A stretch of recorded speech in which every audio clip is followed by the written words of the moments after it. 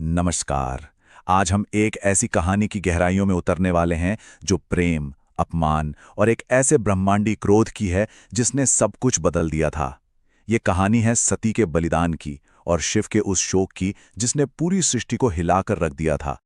ये सिर्फ एक सवाल नहीं है। ये इस पूरी कहानी की आत्मा है।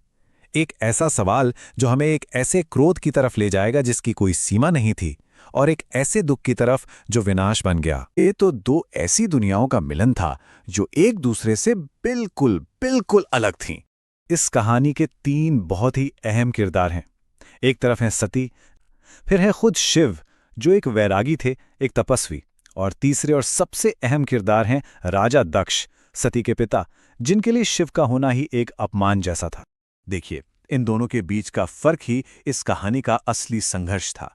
एक तरफ थे शिव जो शमशान में रहते थे, अपने शरीर पर भस्म लगाते थे और दुनिया के किसी भी नियम से परे थे, और दूसरी तरफ उनके बिल्कुल उलट थे राजा दक्ष, एक शक्तिशाली शासक जो वैभव, परंपरा और व्यवस्था के प्रतीक थे। दक्ष के लिए शिव का हर अंदाज, हर रूप बिल्कुल अस्वीकार्य था। राजा दक्ष ने एक ऐसे आयोजन की योजना बनाई जो असल में उनके अहंकार का एक भव्य प्रदर्शन था। ये कोई मामूली पूजा पाठ नहीं था, नहीं, ये एक बहुत बड़ा यज्ञ था। एक ऐसा वैदिक अनुष्ठान जिसे देवताओं को खुश करने और ब्रह्मांड में संतुलन बनाने के लिए किया जाता था। पर दक्ष के लिए ये सिर्फ एक धार्मिक अनुष्ठान नहीं था, ये था अपनी ताकत और अपने अहंकार का एक जबरदस्त प्रदर्शन। और ये कोई भूल चूक नहीं थी, नहीं, ये जानबूझकर किया गया था। दक्ष ने अपनी ही बेटी सती और दामाद शिव को न्योता नहीं भेजा। ये एक बहुत बड़ा सार्वजनिक अपमान था। ये सबको बताने का एक तरीका था कि उनकी नज़र में शिव की कोई जगह नहीं है। जब सती को इस यज्ञ के बारे में पता चला तो जाहिर है वो वहां जाना चाहती थीं। आखिरकार वो उनके पिता का घर था। उन्हें लगा कि वहां जाने के लिए किसी न्योते की क्या जरूरत है। लेकिन शिव, जो आगे देख सकते थे, उन्होंने उन्हें रोका। उन्होंने चेतावनी दी कि बिना बुलाए जाने पर अपमान हो सकता है। वो सती को उस दर्द से बचाना चाहते थे जो उन्हें महसूस हो रहा था कि आने वाला है।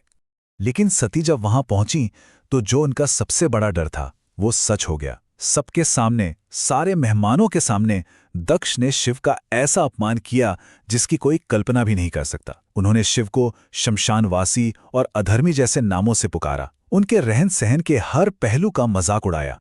अपने पति का ये अपमान, ये सती के लिए बर्दाश्त से बाहर था, और बस उसी पल उनके सारे दुख और गुस्से ने एक बहुत ही कठोर फैसले का रूप ले लिया।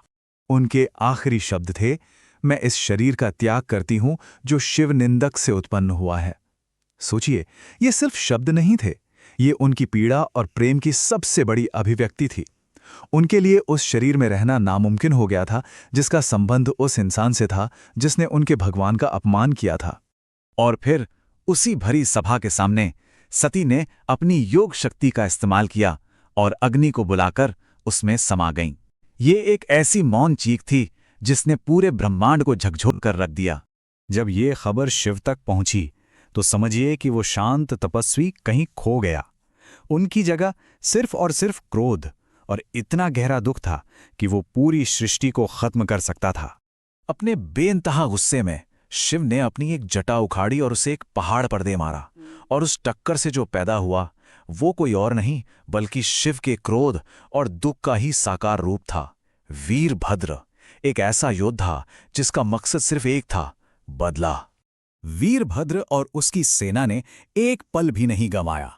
उन्होंने बिना किसी रहम के दक्ष के यज्ञ को तहस नहस कर दिया, उस अपमान का बदला लिया और राजा दक्ष का सिर धड़ से अलग कर दिया। बदला पूरा हो चुका था। लेकिन शिव का दुख कहाँ शांत होने वाला था। उन्होंने सती के बेजान शरीर को अपने कंधों पर उठाया और वो विनाश का नृत्य शुरू किया जिसे तांडव कहते हैं। ये कोई नाच नहीं था, ये ब्रह्मांड की लय का टूटना था। उनके हर कदम से सृष्टि अपने अंत की तरफ बढ़ रही थी। अब सृष्टि को बचाने के लिए देवताओं को बीच में आना पड़ा, और यहीं से, विनाश के बीच से ही सृजन की एक नई कहानी शुरू होने वाली थी।